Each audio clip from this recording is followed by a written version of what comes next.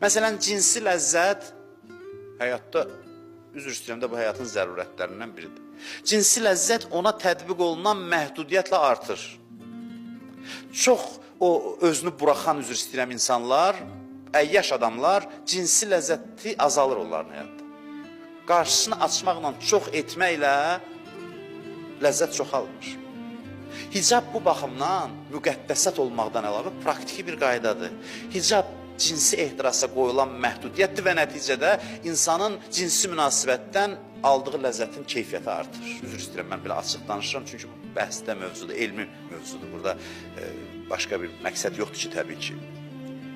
Biz deyirik, hicab bir dəyərdir, filandır. Onda bir söz nə olur? Cəmaat deyir ki, dəyərləri saxlayın özünüzə. Biz praktiki həyat yaşayıb keyf eləmək istəyirik, xoşbəxt olmaq istəyirik. Siz deyirsiniz, hicab dəyərdir, filan.